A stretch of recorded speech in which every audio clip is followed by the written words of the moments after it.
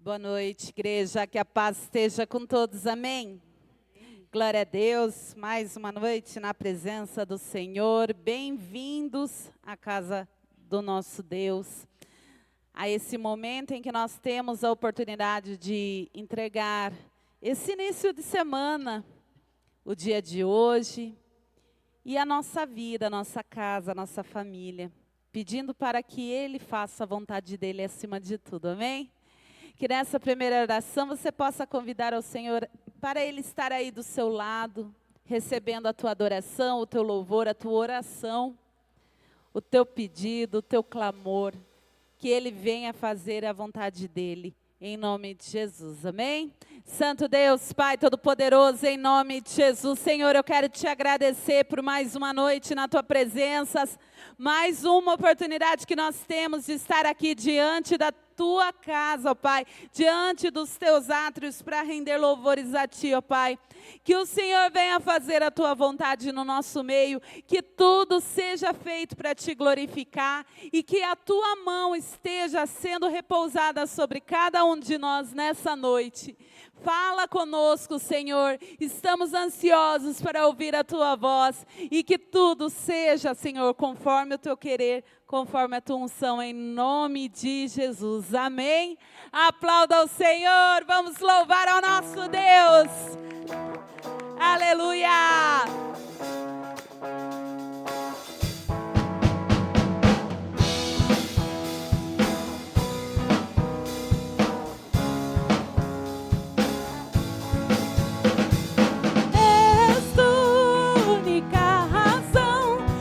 Adoração, ó Jesus, és a única esperança que anelo ter, ó Jesus, com quem te fui ajudado, tua salvação tem me alegrado, hoje é gozo em meu coração, com meu canto te louvarei.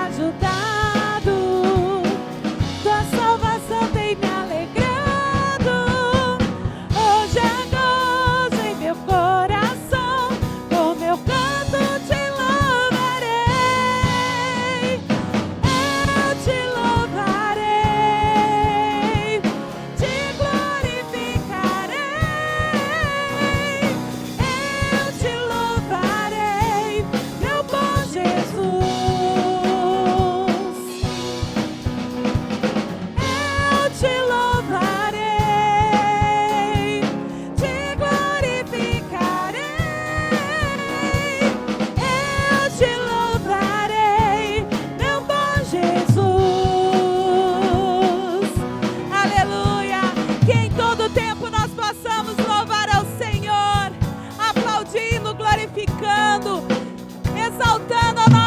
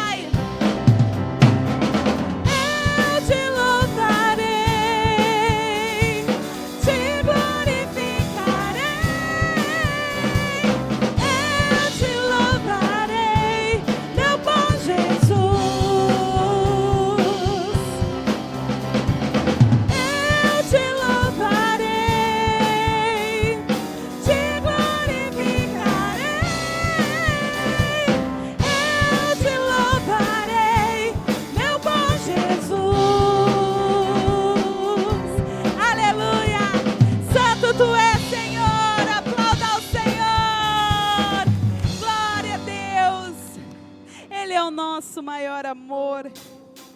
Aleluia!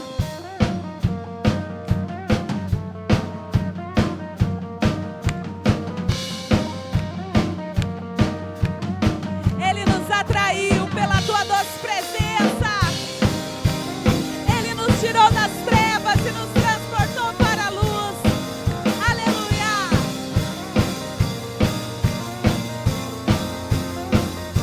Me atraiu, me alcançou, me constrangeu e me salvou, me libertou e me curou, me trouxe vida, me incendiou. O teu amor para sempre viverei. O teu amor para sempre cantarei. Em tua alegria forte serei. Jesus, és o meu maior amor. Aleluia! Santo tu és, Senhor.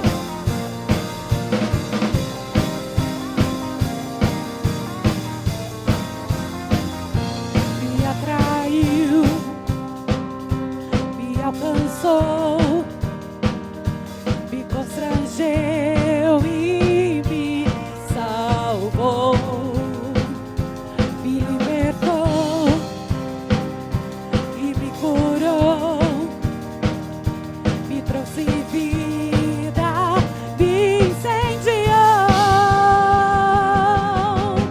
O teu amor para sempre viverei. O teu amor para sempre cantarei. Em tua alegria forte serei. Jesus,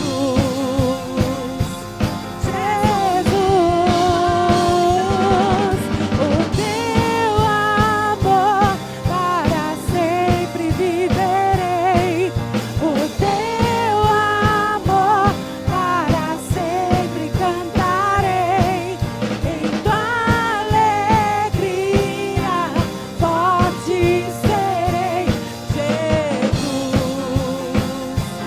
és o meu maior amor. Aleluia! Ao que se assenta no trono. Ao que se assenta no trono e ao Cordeiro seja a honra, a glória e o poder para sempre.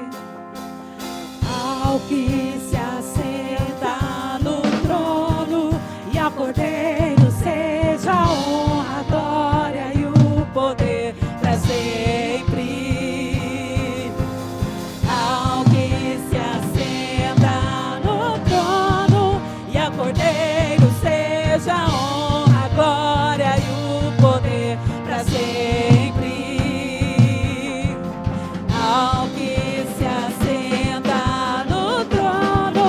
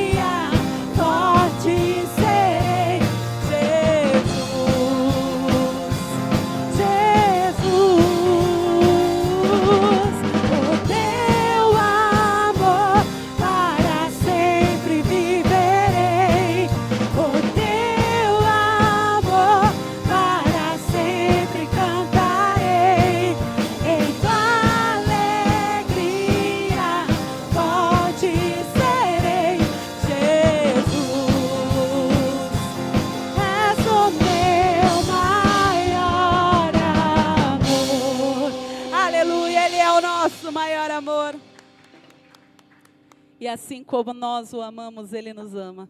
Ele nos ama infinitamente mais. É um amor que não falha, é um amor que não muda. É o mesmo ontem, hoje e será eternamente sobre as nossas vidas. Aleluia!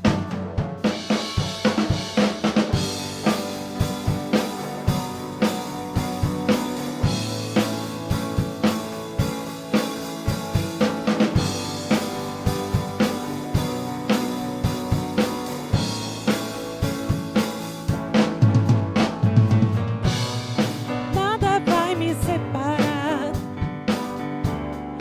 mesmo se eu me abalar. Teu amor não falha.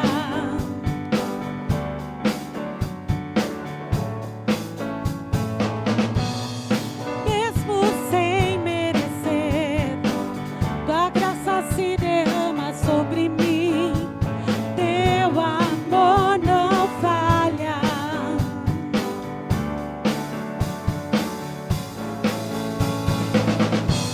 Pois tu és o mesmo para sempre. Teu amor não muda. Se o choro dura uma noite, a alegria vem pela manhã. Se o mar se enfurecer, eu não tenho que temer, porque eu sei que me amas. Teu amor não falha.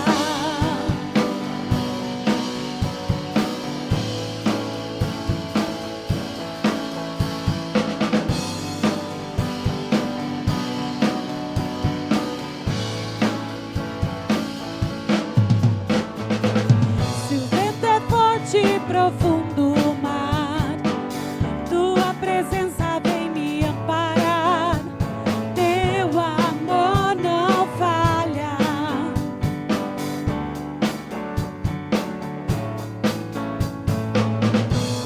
Difícil é o caminhar, nunca pensei que eu fosse alcançar, mas teu amor não falha. Ele não falha, Ele é o mesmo.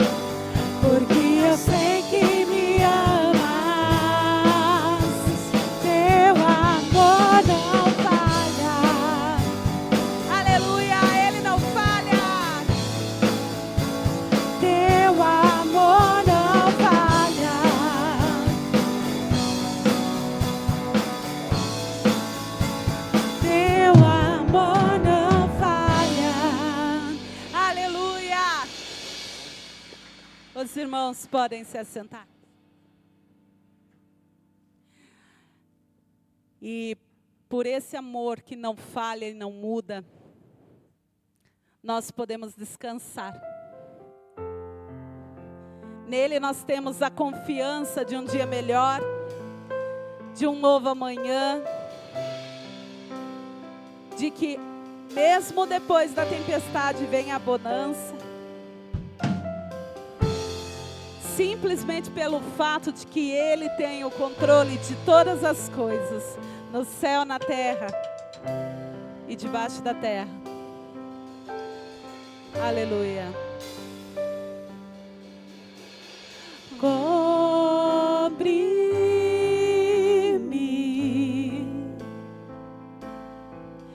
com tuas mãos, com poder,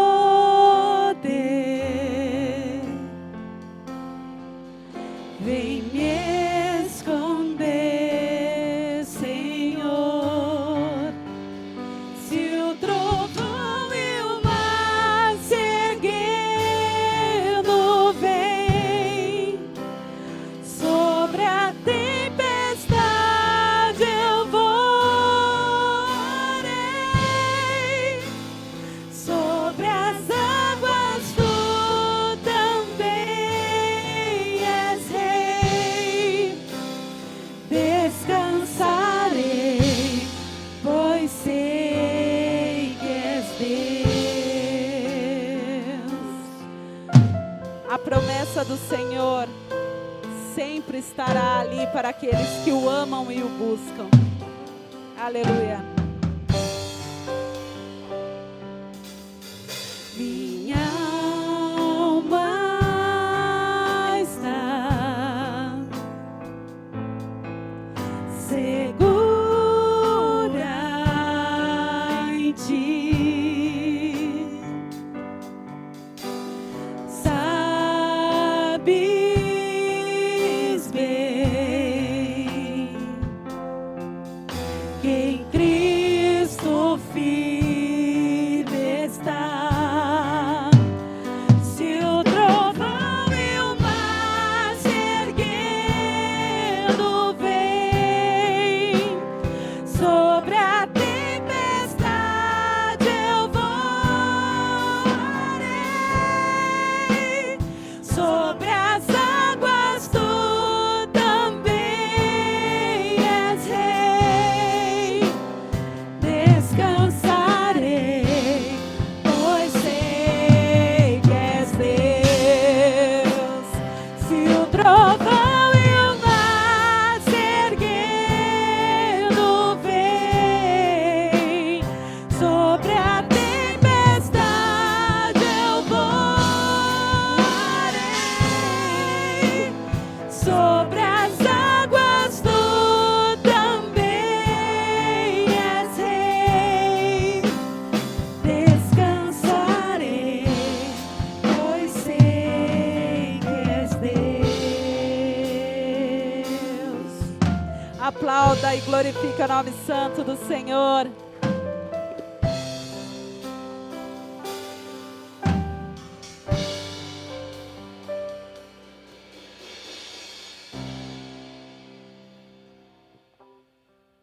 Boa noite, igreja. A paz seja com todos. Amém?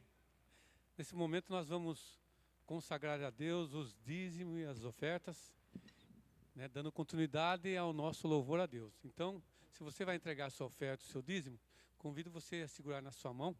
Mas antes eu queria ler o Salmo 96, versículo 8. Amém? Salmo 96, versículo 8. A palavra de Deus diz assim: dai ao Senhor a glória devida ao seu nome. Trazei oferenda, entrai nos seus átrios. Eu estava meditando nessa passagem aí, e aí eu fiz uma pergunta, né, para mim mesmo, né? Como que eu posso dar a glória devida ao Senhor? Como eu posso glorificar a Deus? O que eu preciso fazer para glorificar a Deus? O que leva a Deus a aceitar a minha oferta, quer seja na obra de Deus ou aí fora, como Deus pode aceitar a minha oferta? E analisando isso aí, irmãos, a gente pode tirar algumas conclusões, ou seja, para nós glorificarmos a Deus, nós temos que ter uma vida, nosso relacionamento pessoal com Ele. E o nosso relacionamento é pela oração. Outra coisa é a obediência à palavra de Deus, conversão diária, né? Generosidade, testemunhar Cristo, né? Através da nossa vida pessoal, pela palavra de Deus, mas também sustentar, cuidar e manter a obra de Deus, amém? Nós temos que pregar o Evangelho, temos que dar bom testemunho, mas nós temos também que cuidar da obra de Deus. Se ela está com as portas abertas até hoje, é porque pessoas lá no passado fizeram isso. Se nós estamos aqui hoje ouvindo a palavra de Deus, é porque alguém pregou o Evangelho para nós, né? Alguém teve vida com Deus, testemunhou Jesus para nós, amém? Então, se nesse momento, se você vai entregar a sua oferta, segure na sua mão, nós vamos consagrar agora, amém?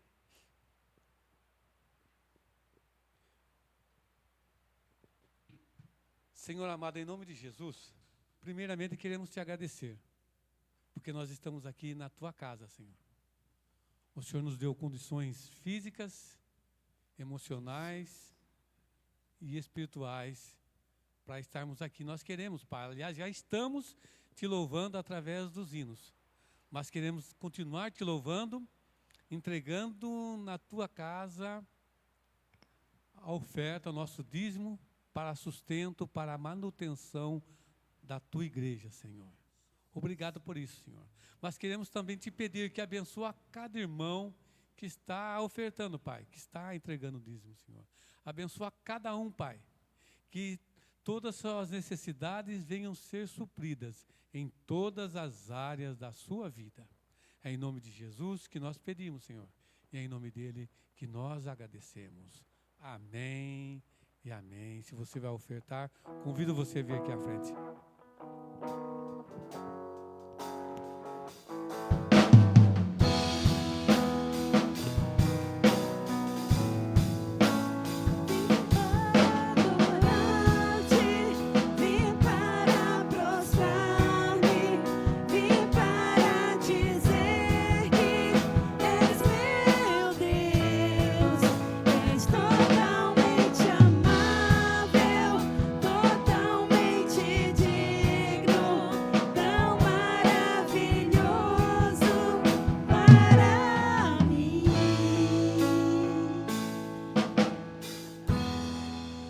Graças a Deus. Povo de Deus, boa noite, paz seja convosco. Eu sei que a gente está um pouco número hoje, né? Até porque semana passada a gente sofreu um dilúvio aqui na igreja, né? O nosso teto foi arrancado, né? Então estamos torcendo para que amanhã, né, cheguem as telhas que a gente já comprou, já tem uma semana, mas tinha que ter um tempo para ficar pronta, né? Por isso que hoje choveu e já alagou lá em cima de novo, né? Chegamos mais cedo aqui, eu, o pastor Sidão, a Cris, a Leruana, para enxugar. Depois o nosso baterista, não, o outro baterista, cadê o outro baterista? O nosso outro baterista, né, também chegou cedo e falou: pastor, está tudo em ordem aí? A igreja caiu? Eu falei: não, mas alagou, né? Aí tinha água aqui na frente, ele veio, pegou um balde, tirou a camisa, né, molhou, né? Deus abençoe, viu, Júlio? Né? Também. Né? E aí hoje ameaçou chover, choveu de novo, ventou, né? E a gente está aqui, estamos sem internet, por isso não vou nem dar boa noite para quem está na rede social, porque não temos rede social hoje, estamos sem internet. Tudo para ajudar, né? Tudo para ajudar, mas isso, mas está sendo gravado para colocar depois, para o pessoal não ficar sem. Então, muito obrigado, Ministério de Música, Deus abençoe vocês. Você me acompanha, por gentileza, César. E hoje eu quero falar sobre promessas, as promessas de Deus. E o texto que eu quero ler com vocês está na segunda carta de Pedro, no capítulo 1, versículos 2 a 4. primeira carta de Pedro, lá no finzinho da Bíblia. Capítulo 1, versículos de 2 a 4. Mari, a última vez que você veio aqui, eu não usava isso aqui, ó. Olha, o tempo passa, o tempo voa, e a poupança Bamerino já foi para o espaço faz tempo, né? E agora eu tenho que usar óculos, né? Para quem não lembra, a Mari foi membro dessa igreja com a família durante muitos anos, agora estão lá no Rio Grande do Sul. É Curitiba, né? O Rio Grande do Sul. Não, Rio Grande do Sul, estão lá no Rio Grande do Sul, né? Já estão lá há alguns anos. E hoje veio fazer uma visita para a gente, veio visitar a família e veio passar um momento com a gente. Segunda carta de Pedro, capítulo 1, versículos 2 a 4, diz assim: graça e paz vos sejam multiplicadas pelo conhecimento de Deus e de Jesus, nosso Senhor. Como seu divino poder nos deu tudo o que diz respeito à vida e piedade, pelo conhecimento daquele que nos chamou pela sua glória e virtude, pelas quais, glória e virtude, Ele nos tem dado grandíssimas e preciosas promessas, para que por elas fiqueis participantes da natureza divina, havendo escapado da corrupção do mundo, que pela concupiscência há no mundo. Feche os teus olhos, recline a tua cabeça. Oremos ao Senhor. Pai amado, em nome de Jesus, queremos agradecer ao Senhor pela noite de hoje. Ó Deus, nós nomeamos esse culto, o culto da vitória. Não porque, ó Deus, não somos vitoriosos, muito pelo contrário. Tem tudo a ver com a vida daquele que crê no Senhor. Assim como Paulo diz que nós somos reputados como ovelhas para o matadouro, assim é a vida do cristão. É como uma ovelha caminhando no matadouro. Mas apesar de todas estas coisas, somos mais que vencedores, por meio daquele que nos amou, daquele que nos resgatou. Meu Pai, fala conosco nessa noite, que esta palavra, meu Deus, possa nos animar, possa nos fortalecer, possa alimentar a nossa alma, fortalecer o nosso espírito, acrescentar-nos a nós fé, porque a fé vem pelo ouvir e ouvir a pregação da Tua palavra. Meu Pai, dá-nos a bênção da Tua presença, que é tudo aquilo que nós precisamos e que nos basta, em nome de Jesus. Amém. Graças a Deus, graças a Deus. O apóstolo Pedro, ele chama as promessas de Deus de grandes e preciosas. Grandes e preciosas, né? Ou seja, não é uma promessa qualquer. E se elas são grandes e preciosas, então nós precisamos valorizá-las, pois são preciosas.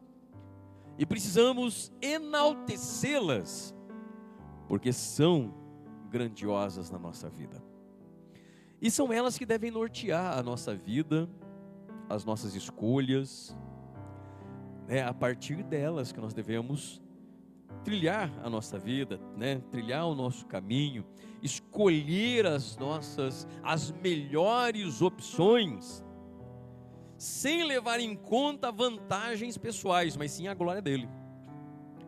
Esse é o erro comum que o crente comete.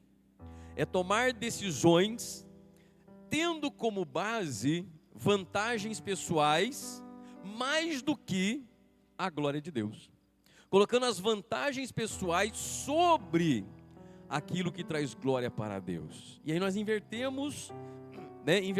Colocamos o carro na frente dos bois quando fazemos isso. E aí quando a gente toma a decisão focada apenas nisso, ou primeiramente nisso, e não dá certo, a gente culpa a Deus. Acha que Deus é o culpado, né, disso. Senhor, eu fui na igreja, eu orei, eu apresentei diante do Senhor, né, eu fiz jejum, eu fiz uma campanha, e olha só o que aconteceu, olha só o que o Senhor permitiu que acontecesse. Deus fala, não, você não me buscou de fato, você só esboçou em palavras aquilo que você já tinha decidido previamente, você não levou em conta a glória do meu reino. Você não levou em conta quantas pessoas poderiam ser abençoadas com aquilo que eu faria na sua vida. Você não levou em conta, ou seja, você não levou em conta as minhas promessas. né, as minhas promessas. Você só levou em conta, né, as vantagens que isso poderia te dar pessoalmente e individualmente, né? Então, o que você fez, né, foi uma tentativa de manipulação, de me manipular.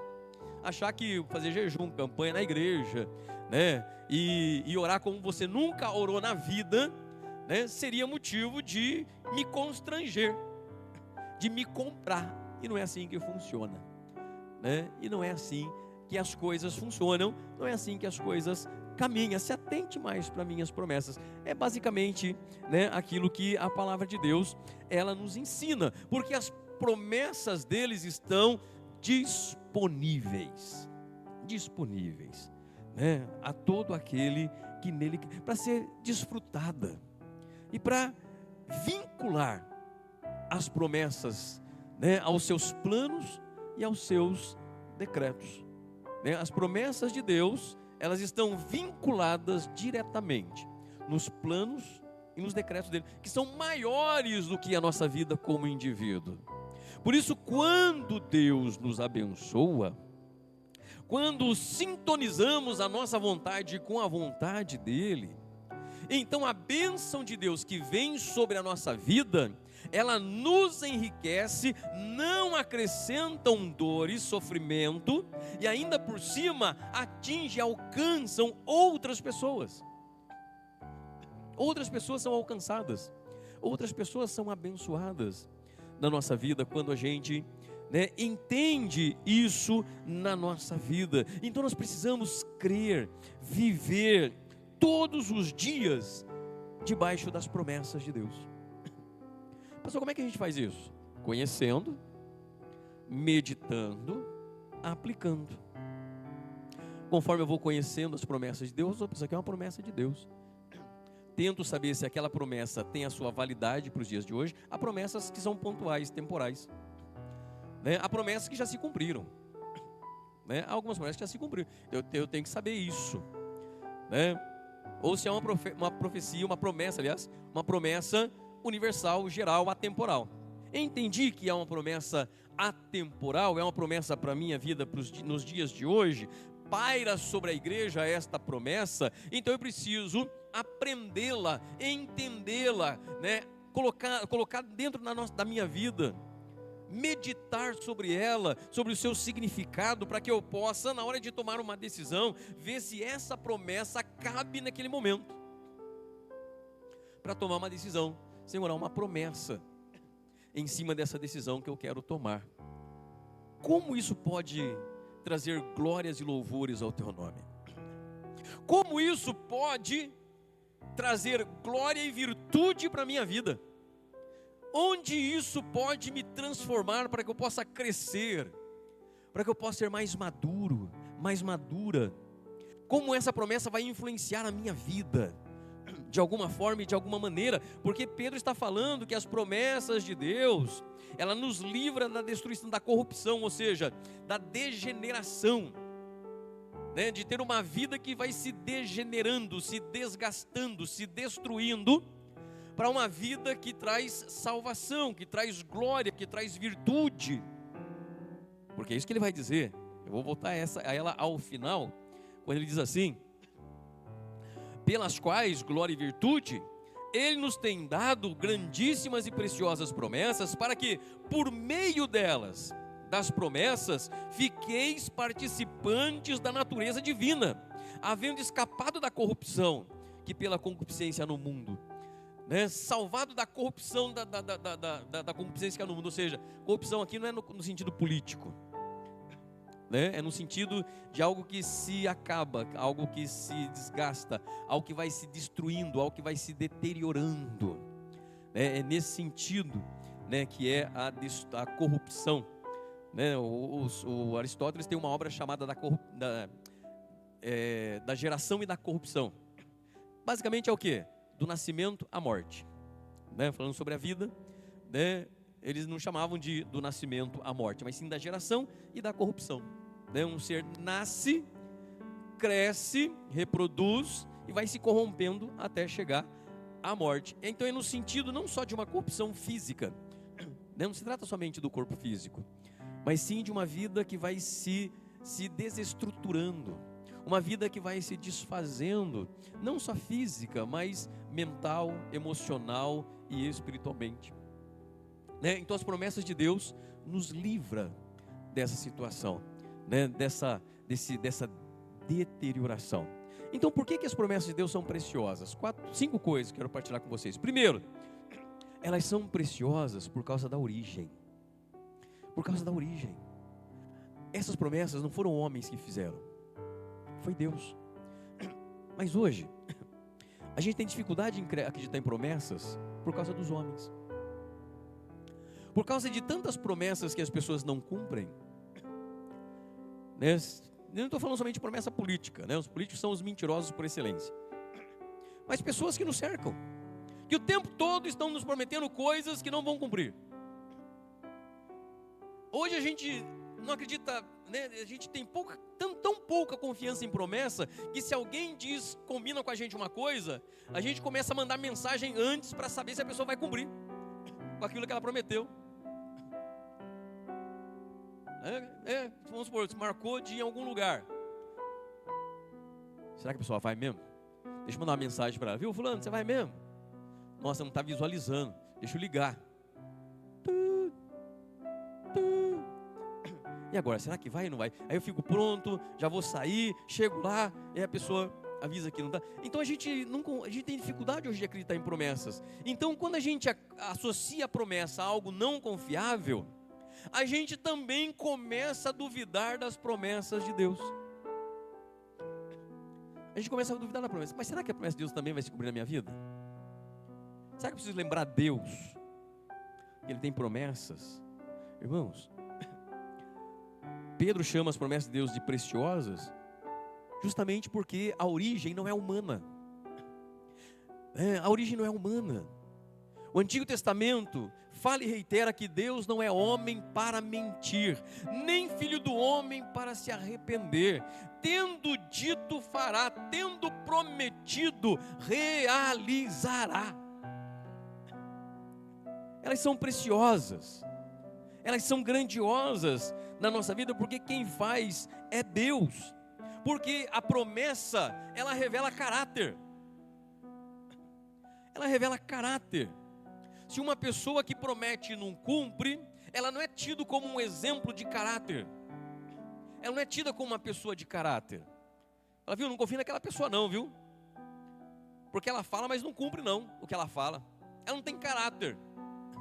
Mas quando uma pessoa, ela tem uma palavra só, porque ela aprendeu com Jesus que aquilo que sai da sua boca é sim, sim e não, não. Ou seja, ela aprendeu uma virtude divina. Então aquilo recebe elogio. Essa pessoa recebe elogio. Olha, você conhece fulano de tal, a fulana? Conheço, por quê? Então eu tratei algo com essa pessoa e ela disse que ia fazer, que não sei o quê, mas eu não sei não. Não, eu conheço. Pode confiar. Porque essa pessoa, eu conheço, é uma pessoa de palavra. E se no meio de nós, ainda que escasso, existam pessoas assim, será que Deus é menos confiável do que as melhores pessoas confiáveis que a gente conhece? A fonte é Deus. A causa dessas promessas é o próprio Deus. Portanto, elas são santas, elas são perfeitas, elas são irrevogáveis, elas são verdadeiras. Um dia contrataram um feiticeiro para amaldiçoar o povo de Deus. Hoje os crentes têm medo disso. Lá no Antigo Testamento contrataram um feiticeiro chamado Balaão. Um rei queria atacar Israel, mas estava com medo, porque ficou sabendo que Israel venceu algumas guerras. Então ele chama um feiticeiro chamado Balaão para amaldiçoar o povo de Deus, Israel. E pagam para ele. E aí ele fala assim, ó, só que antes, eu preciso falar com o Deus dele lá, se ele permite. Porque é assim que eles pensavam, né? Para amaldiçoar um povo, eu preciso rogar ao Deus daquele povo para amaldiçoar, porque de outro povo, Deus do outro povo não funciona, né? Para cada povo tem um Deus, então cada Deus é responsável pela bênção ou maldição daquele povo. então deixa eu consultar o Deus daquele povo. E Balaão consultou a Deus. E Deus falou assim, não vai não. Aí ele pega e fala para as pessoas que Balaque enviou, para o rei que enviou. Ele falou, eu não posso ir não, o Deus deles disse que eu não posso ir. Aí vem para o Balaque e diz, o cara não quer vir não. Leva mais dinheiro. Leva mais grana. Lembra do profeta carismático, Sidão? Leva mais dinheiro para ele.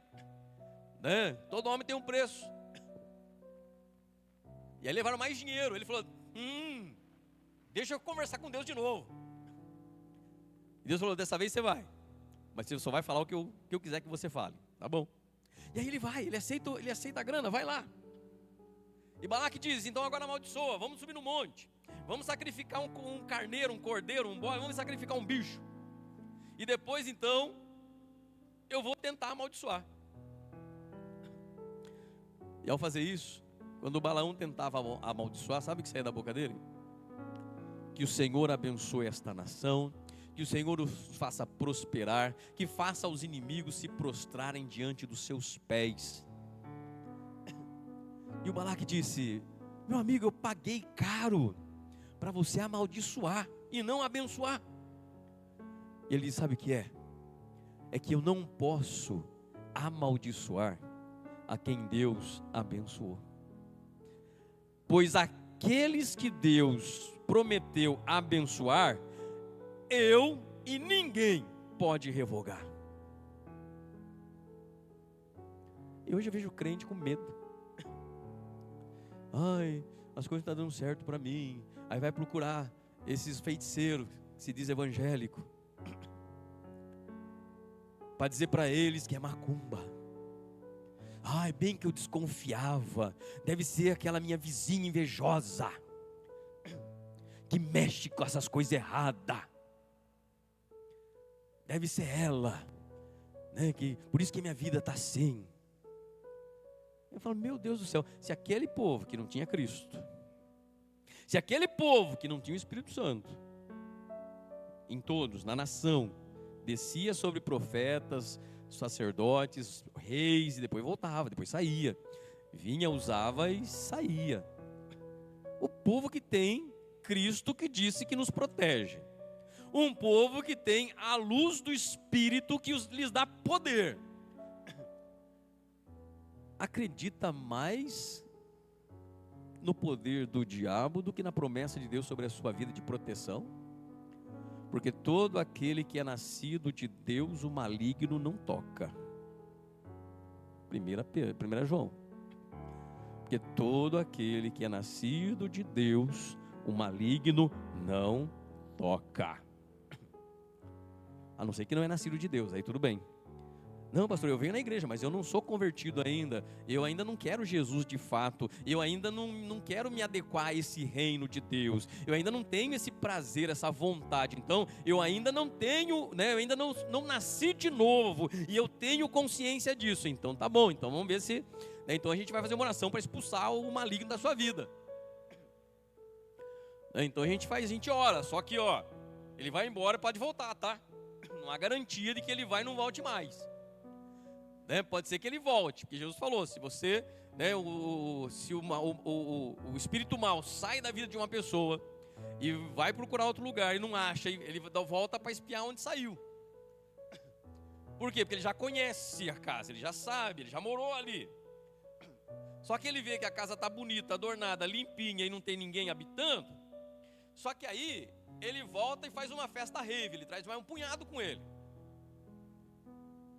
Ele bota lá um funk, já que não está gravando, mas depois vai passar, né, só para os irmãos, né? Bota um funk e faz uma rave na vida da pessoa. E aí, a situação da pessoa fica muito pior do que era antes. Se era ruim, piora. Parece aquele cara que fala assim, tava bom, depois tava ruim, agora parece que piorou. Piora. Promessa de Deus, a promessa de Deus ela se cumpre na vida do crente quando ele confia que Deus está na sua vida e no momento oportuno elas vão se cumprindo na nossa vida. Eu não preciso pedir para que Deus cumpra a sua promessa, eu preciso crer que Ele vai cumprir a sua promessa, porque Ele é a fonte, Ele é a origem, e quanto mais próximo dEle, quanto mais eu me aproximo da fonte, mais as promessas vão se cumprindo na nossa vida, né? As promessas de Deus cumprem os seus próprios planos. O cristianismo só existe porque em Jesus as promessas messiânicas se cumpriram nele. Se não se cumprissem, se ele falhasse, as promessas de Deus seriam provavelmente prorrogadas para uma outra ocasião, se é que seria possível. Mas o cristianismo só existe porque Jesus cumpriu com as promessas ao seu respeito, para que as promessas ao nosso respeito também se concretizassem. Segunda coisa, as promessas de Deus são grandes e preciosas por causa dos seus destinatários. Há uma graça de Deus que abrange toda a humanidade. Há uma graça de Deus que é para todos os homens. Deus não abandonou a humanidade. Deus não abandonou, Deus não abriu mão da humanidade. Deus sempre esteve presente na humanidade. Sempre esteve presente. E tanto Eclesiastes quanto o próprio Jesus, no Sermão da Montanha, ele vai dizer, gente, a chuva vem tanto para justos quanto injustos.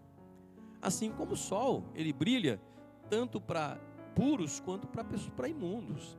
Existem coisas que Deus derrama sobre toda a humanidade. Há uma graça comum geral. Mas quando se trata de promessa, a coisa muda de figura. É basicamente mais ou menos assim, ó. Você tem seus filhos e você tem os sobrinhos. E tem coisas que você faz para todos eles. Você faz do mesmo jeito que você faz para os seus filhos, muitas vezes você faz para algum sobrinho. Mas tem coisa que você só faz para os seus filhos. Jamais você faria para os seus sobrinhos. Tem coisa que só vai para filho. Tem coisa que você pode fazer para todo mundo igual. Tem coisa que até o filho fica com ciúme, a filha fica com ciúme, né? Muitas vezes de fazer coisas que faz para ele, faz para os priminhos dele igual. Ele fica até meio ensumado. Mas tem coisas que você só faz para os seus filhos. A mesma coisa a Deus. Tem coisas que Ele faz para todas as pessoas. Deus não odeia as pessoas. Deus não tem ódio. Quem tem ódio são pessoas. Pessoas odeiam pessoas. Deus não. Deus não tem ódio das pessoas. Muito pelo contrário. A Bíblia diz que Deus não tem prazer na morte do ímpio. Ímpio não é descrente. Ímpio é uma pessoa má, independente se ela crê ou não. Né? Ímpio é quem pratica a maldade. É uma pessoa que foi tomada pela maldade. Uma pessoa que deixou se corromper pelo mal. Uma pessoa que foi tomada pela corrupção, conforme Pedro deixa escrito aqui. Né? Ou seja, ele não alcançou a glória e a virtude através de um conhecimento de Cristo, como Pedro vai dizer aqui no versículo 2 que a gente leu. Né? Vou ler de novo. Graça e paz vos sejam multiplicadas pelo conhecimento de Deus e de Jesus Cristo, o nosso Senhor. Né? Que a graça e a paz sejam multiplicadas na vida de vocês. Ou seja, que a partir do conhecimento que vocês tenham de Deus e de Jesus, a graça e a paz vão abundando na sua vida, vão se multiplicando na sua vida. Nós somos destinatários nós somos o povo da promessa. Paulo, em 2 cartas, pelo menos, nos chama de o povo da promessa. Não é coisa maravilhosa? Nós, em Cristo, somos o povo a promessa de Abraão está sobre a igreja, está sobre a minha vida, está sobre a sua vida, né? Jesus Cristo. Somente aqueles que manifestam a fé na justiça de Deus e no Senhor e Salvador Jesus Cristo podem desfrutar de promessas que são exclusivamente daqueles que fazem parte do povo de Deus. E isso tem que trazer confiança. Isso tem que trazer confiança. Irmãos, é bom sentir confiança. É bom sentir confiança. A confiança é inimiga do medo e da insegurança. Quando a gente tem confiança em algo, a gente perde o medo. O medo nos inibe. Eu usei uma uma vez uma ilustração meio chula, mas acho que cabe aqui também, né? Então choveu, você está andando na rua, de repente tem uma poça de água. Tem uma poça de água. E você não quer molhar o seu sapato novo. Você não achava que ia chover e choveu. Aí você falou assim, nossa, justo hoje que eu saí o meu sapato novo, né? Choveu. Aí tem uma poça de água e não tem outro caminho. Você tem que pular ou passar pela poça d'água. Duas opções. Ou eu tento pular, ou vou estragar o meu sapato novo. Aí você fala assim, não, eu vou pular. É possível pular essa poça d'água. A garantia de que você tenha sucesso, ou quase isso, é a confiança. Se você o faz com confiança, as chances, a probabilidade de você conseguir aumenta bastante.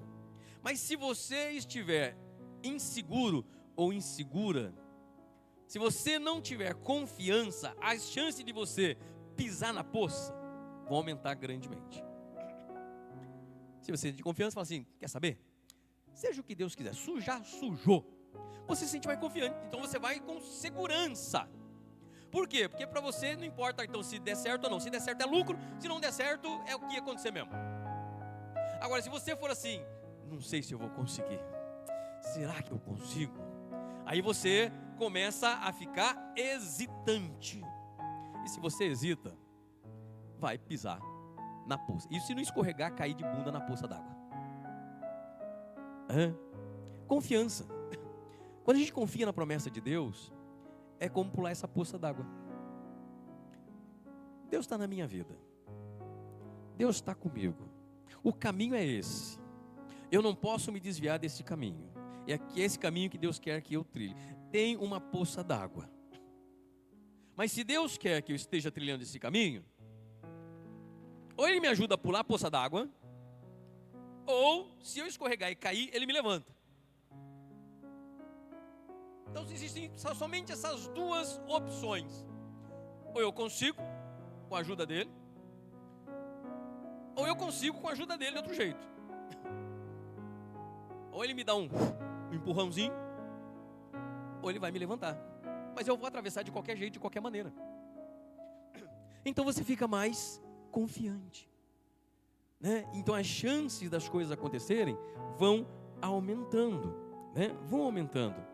As promessas de Deus nos encorajam a confiar nele, abrir o coração e dirigir a Ele as nossas orações, né? As nossas orações, né? A gente vive um cristianismo de pessoas mais abatidas, pessoas que tentam se esconder dos problemas, pessoas que se sentem sempre vítimas, né? É um cristianismo de hoje que explora o sentimento de vitimismo da sociedade,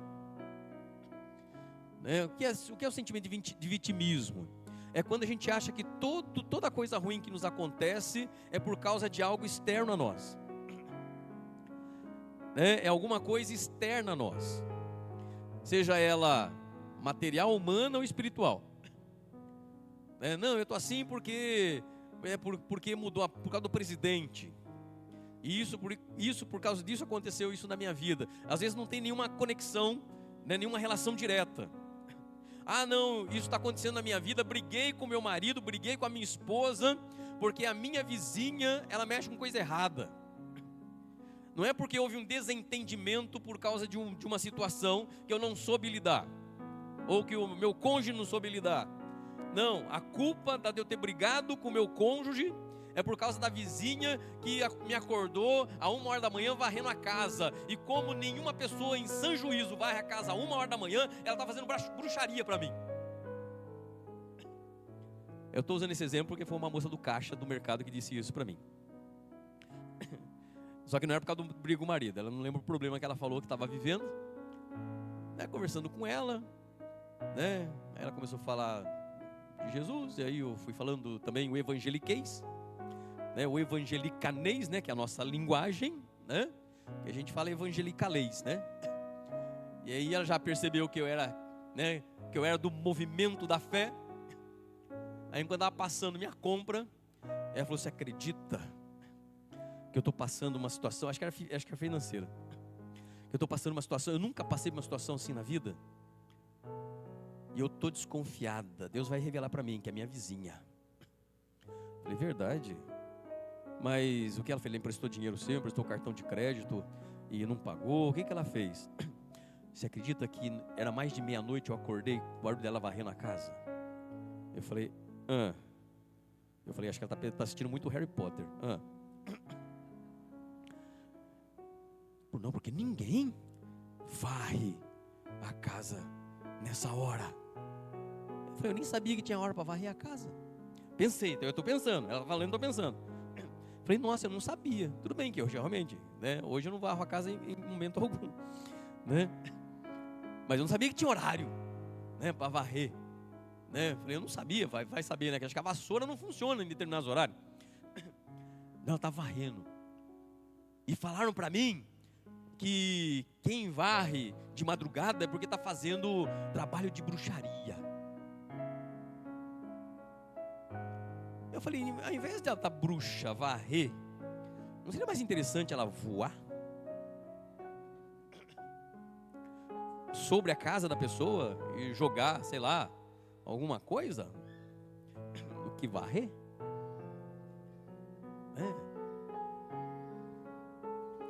Irmãos, eu acho que eu não sirvo nem para ser crente mais hoje em dia, né? Eu estou pensando em fundar uma religião minha. Brincadeira, pelo amor de Deus, não vai achar que é verdade. Terceira coisa, as promessas de Deus são grandes e preciosas por causa da sua garantia. Pastor, qual é a garantia das promessas de Deus na minha vida? Você está pentecostal, hein, Zezinho? Ele aprendeu a falar recentemente, por isso que ele está assim. É que agora ele conversa, viu? Ele conversa, ele gosta de conversar. Ele gosta de conversar, deixa ele conversar. O apóstolo Paulo, em 2 Coríntios 1:20, ele diz assim, porque todas quantas promessas há de Deus são em Jesus Cristo o sim e o amém para a glória de Deus Pai. Vou repetir, ainda que o seu amém foi gostoso, vou repetir só para fixar na sua memória. Todas quantas promessas há de Deus são em Jesus Cristo o sim e o amém para a glória de Deus o Pai. Todas as promessas, todas quantas promessas há de Deus. Em Jesus Cristo ele repete o sim e o amém, né? O sim em grego e o amém, que é o sim em hebraico, em aramaico, né? Em Jesus elas são sim. Irmãos, se nós estamos em Cristo, significa que todas quantas promessas há de Deus para a minha vida e para a sua vida são em Jesus Cristo o sim e o amém, e não o não. São sim e o amém. E se são o sim e o amém, as promessas de Deus na minha e na sua vida, basta nós o quê? Vivermos a vida cristã com nossos defeitos, com nossos deslizes, com as nossas quedas, mas sempre se levantando do caminho, né? O Senhor firma ou confirma, depende da versão, né? Se é firmeza ou se é uma confirmação, depende da versão, mas não importa, importa o sentido, né? Confirma ou firma os passos de um homem bom, aquele que tem prazer no seu caminho, no caminho de Deus. Se cair, ainda que caia 7 vezes, não vai ficar no chão. Deus o levanta com a sua destra, né? O que o salmista está dizendo? Que na vida a gente pode cair muitas vezes, mas se a pessoa que cai tem prazer no caminho de Deus, e mesmo assim falhou, errou, Deus vai colocar ele de pé de novo. Deus vai colocar em pé de novo, né? É que nem aprender a andar de bicicleta, né? Só uma ilustração. É como andar de bicicleta, né? Ou seja, você não pega uma bicicleta já sem rodinha e sai andando. Não, primeiro você sai andando com uma bicicleta de rodinha, né? Vai indo para lá, para cá, né? Você está ali pedalando, de repente dá um... Aí do outro lado... Aí... Meu pai, seu pai, sua mãe, não sei quem te ensinou. Quem me ensinou foi meu pai. Meu pai era meio hard para ensinar, meio hardcore para ensinar a andar de bicicleta. Depois ele vai levantar um pouquinho. Primeiro a rodinha está lá, né? Bem rente, né, para ficar firme no chão. Depois ele vai meu pai, pelo menos meu pai fez comigo assim. Aí ele levantava um pouquinho a rodinha para ter uma folga maior, né? Para você, voltava, depois voltava. Aí ele levantava uma totalmente, deixava só um lado, para saber que se eu fosse para o lado de lá, eu tinha que voltar para o lado de cá. Um lado sem rodinha, né? Tá lá pedalando, então lá para o lado de cá, voltava. Pro lado de cá, opa, tem que voltar para cá. Aí depois ele tirava as duas rodinhas. Aí você leva um tempo para ter coordenação, né? Com velocidade e freio, né? É que nem quando você aprende a dirigir carro, né? Você quer olhar pro pedal para saber onde você está pisando, né? Você fica olhando, será que eu estou pisando no pedal correto? Né? Você leva um tempo ali para ir pegando a dinâmica da coisa. Então, as primeiras vezes sem rodinha, vai acontecer o quê?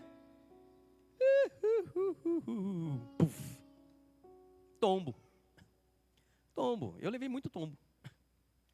Aí você fala assim, pô, aí seu pai lá fala assim, ai filho, perdoa, me desculpa, eu vou voltar a rodinha na sua bicicleta.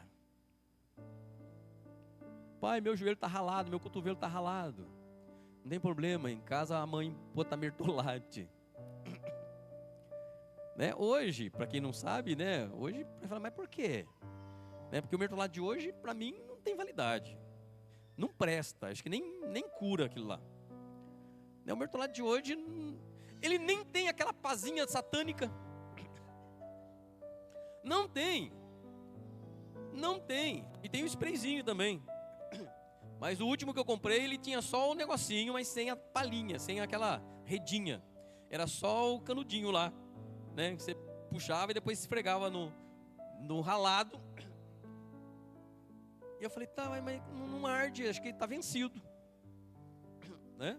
Não, é aquele mertiolate que arde mais do que o machucado. Vamos de novo. Aí você tava lá com o olho cheio de lágrima e terra. Ele pegava no cilindro. E aí você fica olhando se ele está segurando. Olha para frente, rapaz. O pai está segurando. Não está não, estou segurando. Aí você olha para frente, que o pai está segurando. Olha para frente que o pai está segurando. Olha para frente que o pai está segurando. Olha para frente que o pai está segurando.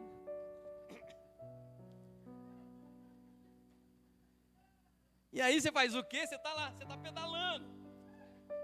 Mas você começa a escutar a voz lá longe. Aí você faz o quê? Pum. Até que você aprende. Conforme você vai tendo autoconfiança, conforme o pai vai te ensinando a andar, ele vai te levantando quantas vezes for necessário. Até você cair menos. Até se aprender a andar. Esse é Deus.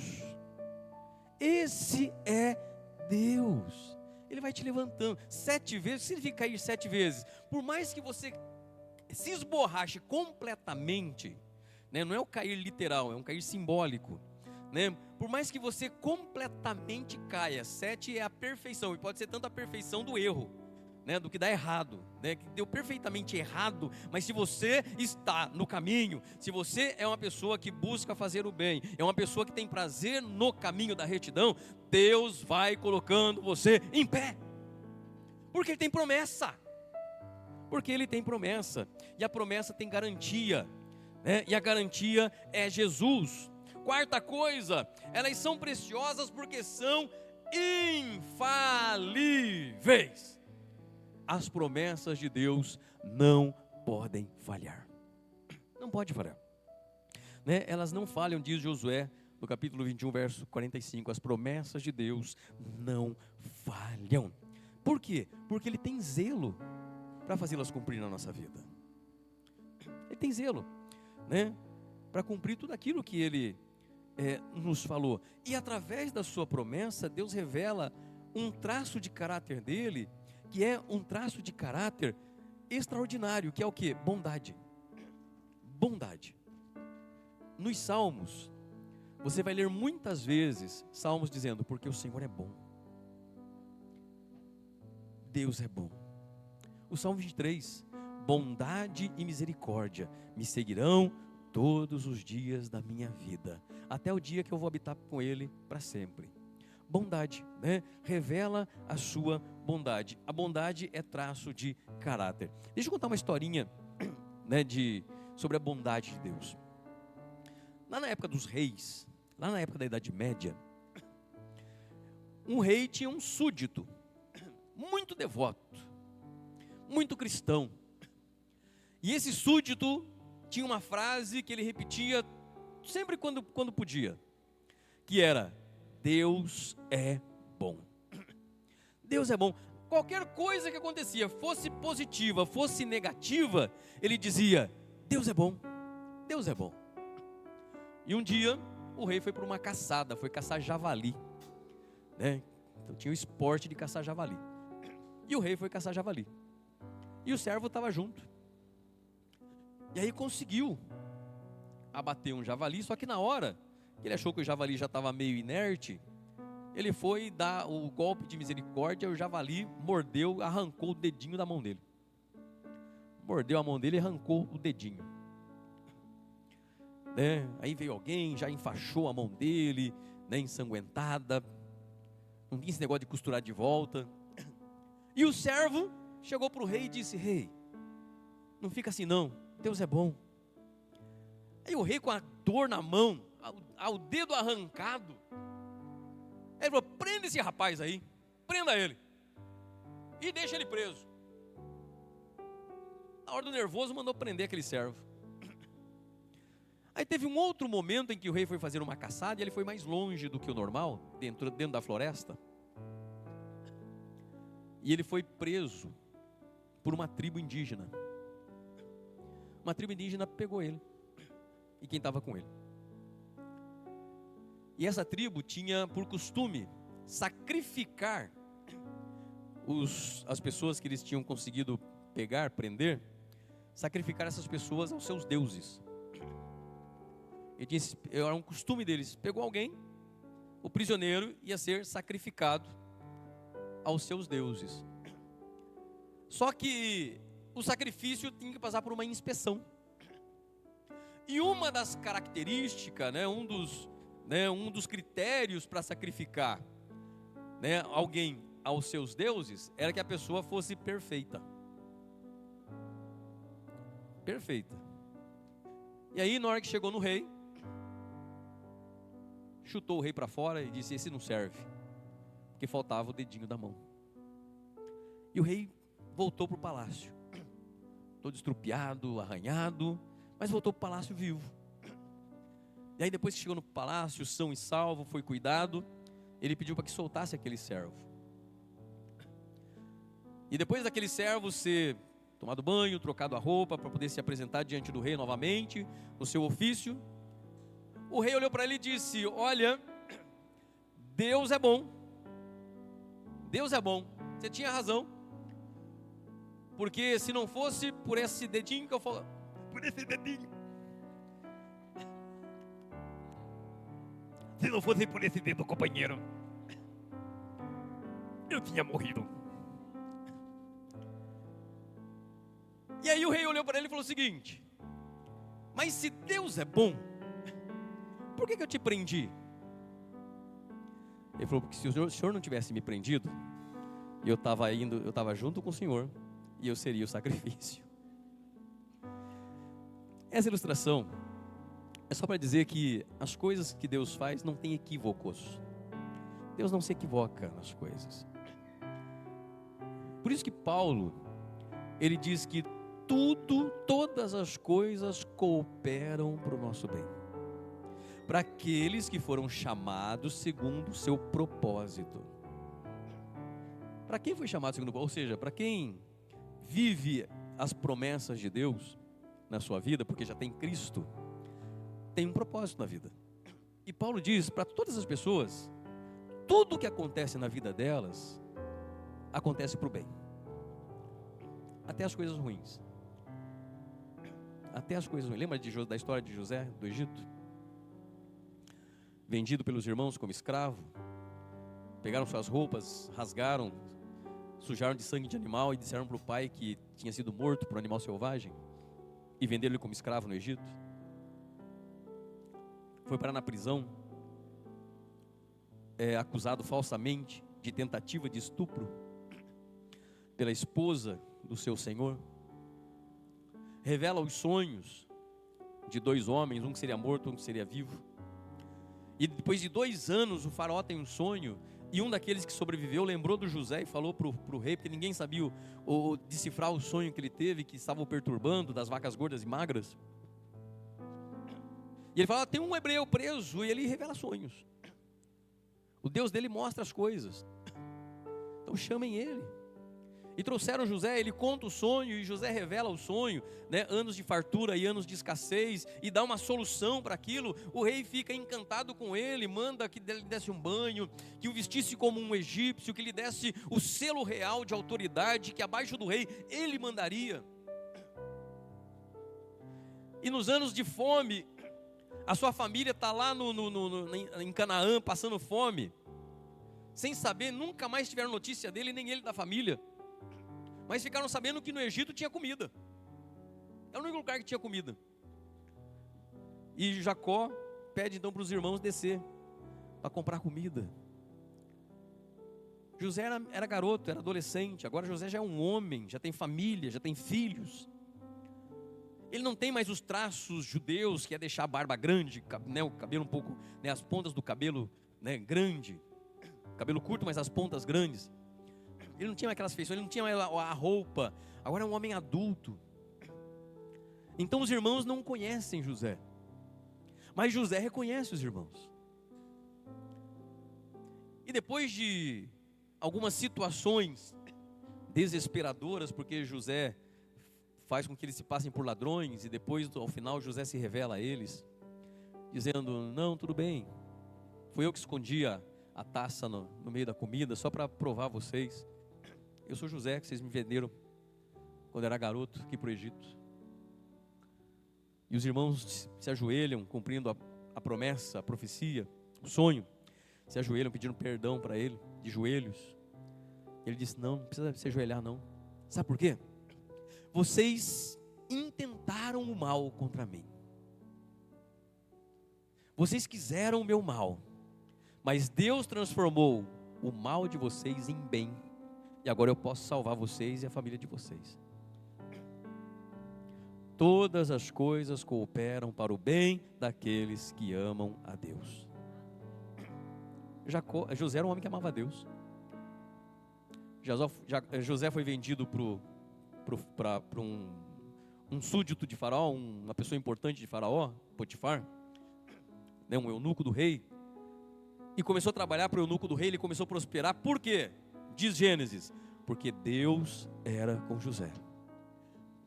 José foi parar na cadeia, e na cadeia teve o respeito do carcereiro, a ponto de deixar ele cuidando do próprio cárcere. Por quê? Porque Deus era com José. José vai se tornar o primeiro ministro do Egito, somente abaixo do comando de Faraó, e ter as ideias que ele teve para salvar não só aquela nação, mas todas as nações vizinhas, porque Deus era com José. E se Deus é na nossa vida, as promessas vão se cumprindo. E quinta e última, as promessas de Deus são grandes e preciosas por causa dos seus objetivos. São 3 os objetivos. Primeiro, para nos ajudar no processo de santidade pessoal. Está aqui no versículo que a gente leu, no versículo 4. Pelas quais, glória e virtude, Ele, Deus, nos tem dado grandíssimas e preciosas promessas, para que por elas, as promessas, fiqueis participantes da natureza divina, havendo escapado da corrupção que pela concupiscência há no mundo. Então, mas pastor, como é que a promessa de Deus nos santifica? Irmãos, se você já foi garoto, garota, e já recebeu uma promessa dos seus pais de que iam te dar alguma coisa que você queria muito, desde que você fizesse algo, você entende o que eu estou falando. Você é pequeno, você é garoto, já usei esse exemplo várias vezes aqui. Eu queria muito um relógio de metal, porque eu sempre usava relógio de plástico. porque eram os mais baratos que tinha, que eu conseguia comprar com o meu salário. Né? Trabalho desde os 12, registrado desde os 14 anos. Então, eu gostava de relógio, comprava relógio, comprava barato, de plástico. Eram os mais baratos. Não tinha dinheiro para comprar um de metal. E eu queria muito um de metal. E meu pai sabia que eu queria muito um de metal, igual dele. Igual dele. Eu falei, pai, um dia o meu sonho é ter um relógio igual do senhor. Um de metal. E aí um dia meu pai falou assim, eu estava meio desanimado na escola, já era burro de nascença. Né? Era burro e estava indo mal na escola. E aí meu pai falou assim, ó, se você passar de ano, eu dou o relógio para você. Era meu sonho. Ele fez uma promessa.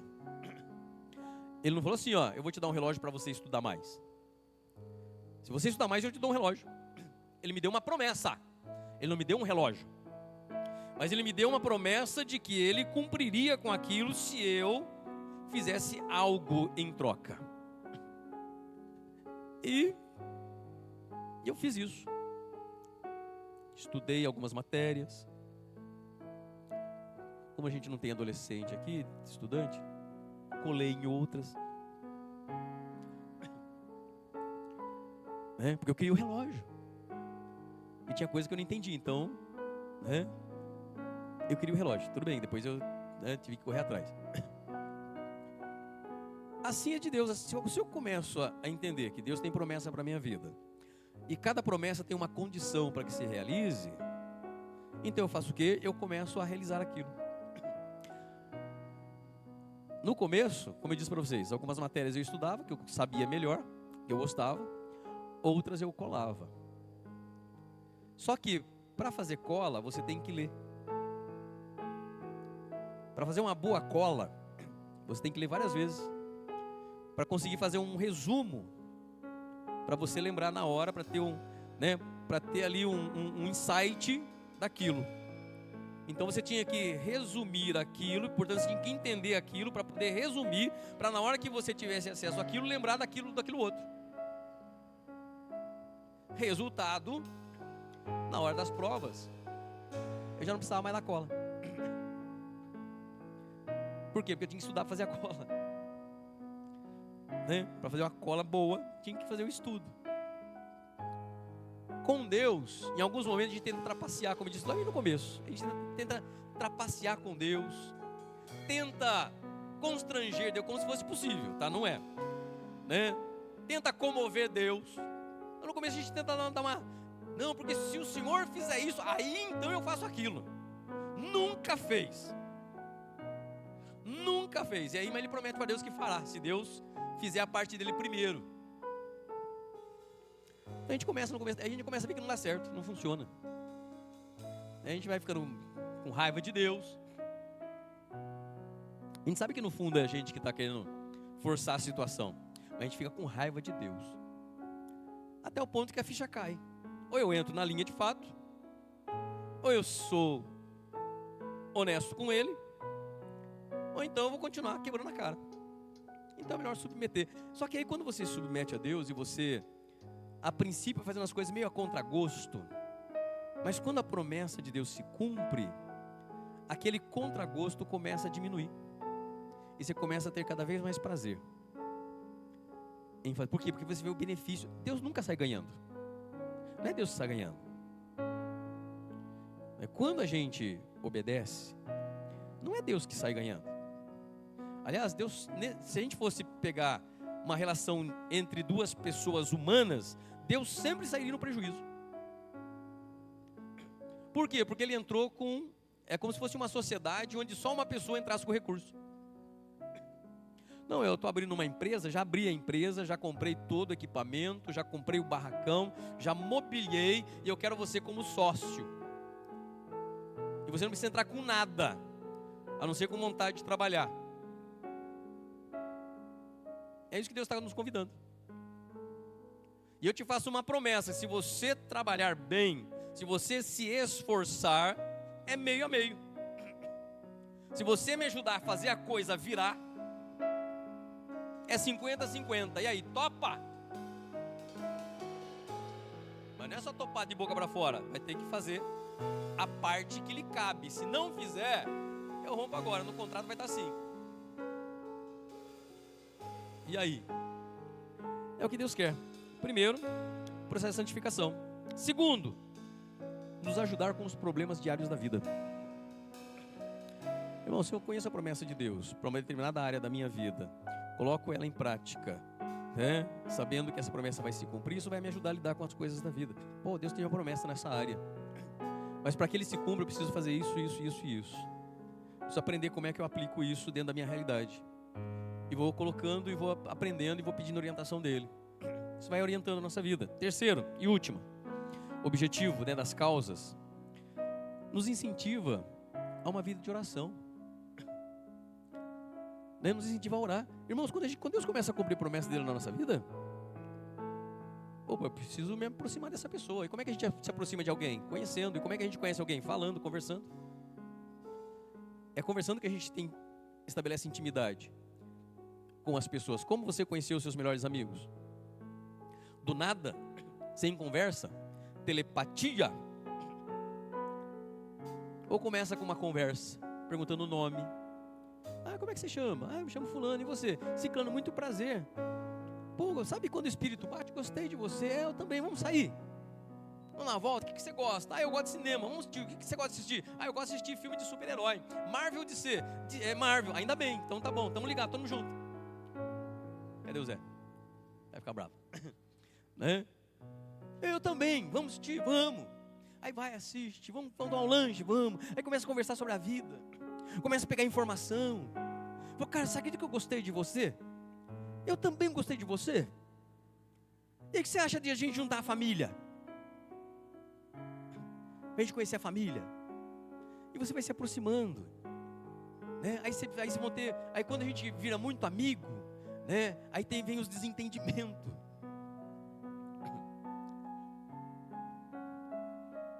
Aqui atrás eu não está falando, mas eu escuto o pensamento. Fala, Deus. Assim como a gente às vezes tem com Deus. Assim como os salmistas tiveram com Deus. Irmãos, quanto mais se conhece e se vive as promessas de Deus contidas na Bíblia, mais forte se tornará a sua fé. Amém? Quero somente ler 2 versículos e nós vamos orar. Que estão lá em Romanos 4, 20, 22. Lá em Romanos capítulo 4, 20 e 22, fala de Abraão. Está falando da fé de Abraão. E diz assim, esses 2 versículos, para a gente terminar. Abraão, e não duvidou da promessa de Deus, por incredulidade. E Abraão não duvidou da promessa de Deus por incredulidade, porque a promessa humanamente estava demorando a se cumprir. Mesmo assim, Abraão não duvidou da promessa de Deus por incredulidade, mas foi fortificado na fé. De que jeito?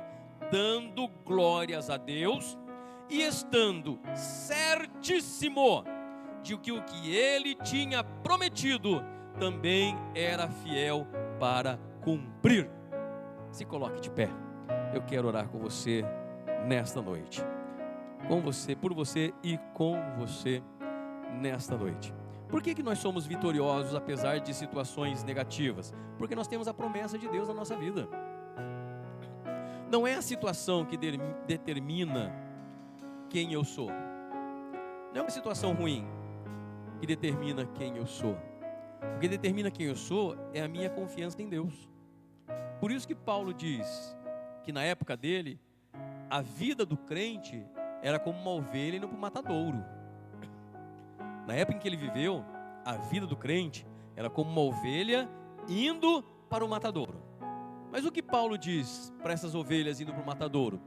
Apesar de todas estas coisas, somos mais do que vencedores. Feche teus olhos, reclina tua cabeça. Eu quero orar neste momento, pedindo que Deus abençoe grandemente a sua vida. Pai amado, em nome de Jesus, nós queremos agradecer ao Senhor por esta noite. Te louvar, ó Deus, pela beleza da tua santidade que brilha em nossa vida, pela Tua palavra que nos fortalece a alma, nos engrandece o espírito e, ó Deus, alimenta a nossa fé.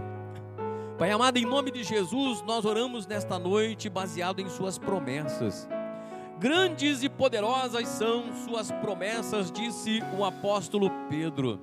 Alguém, ó Deus, que a princípio deu muita dor de cabeça, muito trabalho, mas ao fim, ó Deus, se mostrou um homem muito poderoso, temente e fiel. E é este homem, cheio de contradições iniciais, disse que as promessas do Senhor na nossa vida são grandes e preciosas. E ó Deus, é com base nessas promessas que nós buscamos a Tua face, orando ao Senhor, ó Deus, em todo tempo, pedindo a Deus que, não que as Tuas promessas se cumpram, porque nós não precisamos lembrar o Senhor disso, mas que nós, ó Deus, venhamos a nos adequar às condições para que elas se cumpram. O Senhor Jesus disse que para que isso aconteça, precisamos colocar o reino do Senhor, o reino de Deus em primeiro lugar. E aí então, todas as outras coisas que o Senhor prometeu na nossa vida, nos serão acrescentadas. Mas como é difícil a gente acreditar e a gente confiar. Infelizmente, ó Deus, somos tentados a tentar buscar um atalho, a forçar a promessa a se cumprir na nossa vida. Porque muitas vezes nos falta a virtude do Espírito, da paciência, da longanimidade, da perseverança, do domínio próprio, da mansidão. Mas ó Senhor Jesus, que esta palavra trabalhe todas as áreas da nossa vida. E que possamos experimentar, ó Deus, a cura, a bênção, ó Deus, na vida financeira, na vida familiar, a restauração da família e do lar, a bênção na vida financeira, o entendimento, ó Deus, sobre economia doméstica, sabedoria do lar, ó Pai amado, assim como o Senhor disse às mulheres, ó Senhor, que a mulher sábia consegue edificar a sua casa. Meu Pai, no nome de Jesus, que a promessa, que aqueles que têm necessidade, ó Deus, venha se cumprir na vida de cada um, de acordo com esta necessidade. E que a bênção que enriquece e não acrescentam dores, seja derramada sobre o seu povo e igreja, hoje e sempre, em nome de Jesus. Amém e amém. Tome posse desta promessa sobre a sua vida. E louvemos e adoremos ao Senhor na beleza da sua santidade. Adore a Deus. Aleluia.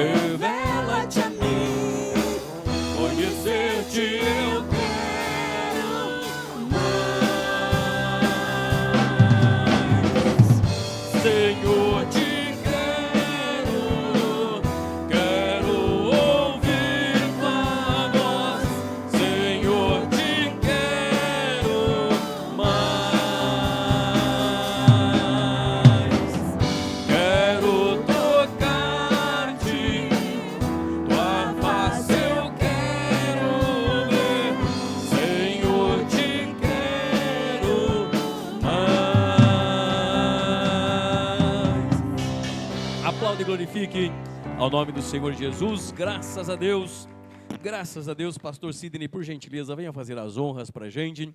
Lembrando a todos que sexta-feira temos um momento de oração aqui na igreja. Venha orar uma horinha, né, de culto de oração. Não é uma hora de oração, mas uma hora de culto de oração. Tem um momento do louvor, tem um momento da reflexão, tem a oração sozinho, tem a oração em grupo, tem o círculo, enfim, venha buscar a presença de Deus às sextas-feiras. Sábado não tem encontro de jovens, né, Júlio? Né, não? Esse sábado tem, né? Sábado tem encontro de jovens aqui na igreja. Venha. O último foi uma delícia, né? Assistimos um filme que leva a gente à reflexão, foi muito bacana. E domingo é a nossa Santa Ceia, né? Às 8 da manhã, às 19 horas, temos a Santa Ceia. E às 9h30, 20 para as 10, nós temos a nossa escola bíblica e estamos iniciando o livro de Amós, do profeta Amós. Tá bom, Sidão? É que o Sidão está gostando. Também está gostando? De Amós? Está sendo bom. Então venha, né, aprender sobre o profeta Amós. E dia 12, quinta-feira da semana que vem, que é feriado, nós vamos ter a nossa festa das crianças aqui na igreja. Com pula-pula, com uma daquelas coisas infláveis, né? Com doce, com pirulito, com cachorro-quente, com algodão doce, né? Teremos monitores profissionais ajudando, teremos teatro voltado para as crianças, vai ser bênção de Deus, né? Pastor, é só para as crianças da igreja? Não, né? Também para pessoas próximas a você, né? Fale para as pessoas próximas, a gente não vai abrir para o bairro, porque a gente não vai fazer na rua, a gente vai fazer no nosso barracão, mas tem espaço também aí para as crianças de pessoas conhecidas e familiares, tá? Dia 12, feriado, das 10 da manhã às 2 da tarde. Você pode tanto deixar só num período, ou como se livrar, né? No tempo inteiro. Se livra e vem buscar só no fim do dia, já mortinho da Silva, que é só chegar em casa, não precisa nem ir para o banho, só pôr na cama e largar, que vai ficar 3 dias dormindo, tá bom? Olha que beleza. Já vai comer o açúcar, mas já vai gastar o açúcar, né? No mesmo dia. Então vai ser bênção de Deus. Vamos encerrar na bênção de Deus. Hoje não tem cantina. Por quê? Porque primeiro que a pastora está ficando todo dia com a mãe, mas não é só por causa disso. Como ela está ficando toda manhã com a mãe, das 6 à 1, ela estava começando a preparar as coisas no dia antes e terminar na quarta, né? Começa na terça e termina na quarta. Mas ontem eu fui convocado para fazer parte do júri popular no fórum. Eu cheguei lá às 8h30 da manhã e saí de lá às 8h30 da noite. E fui buscar ela na casa da mãe dela, que ela ficou das 6 da manhã até quase 9 horas lá na casa da mãe dela. Então a gente chegou tarde em casa, mortos de cansado, né? Mal jantamos e fomos dormir, porque no outro dia de manhã tem que acordar 5 horas da manhã, né? Para todo o processo todo. Então, por isso que não vai ter hoje, tá? Mas a partir da semana que vem, eu fui convocado, mas somente se eu for sorteado. Então vai depender aí se eu for ou não sorteado para ficar no júri, tá bom? Então hoje não tem salgado. Acabando o culto, vamos embora para casa, né? Jantar em casa hoje, ou passar tomar cachorro quente, enfim, qualquer outra coisa. Mas que Deus abençoe sua vida, sua semana e a sua família, em nome de Jesus.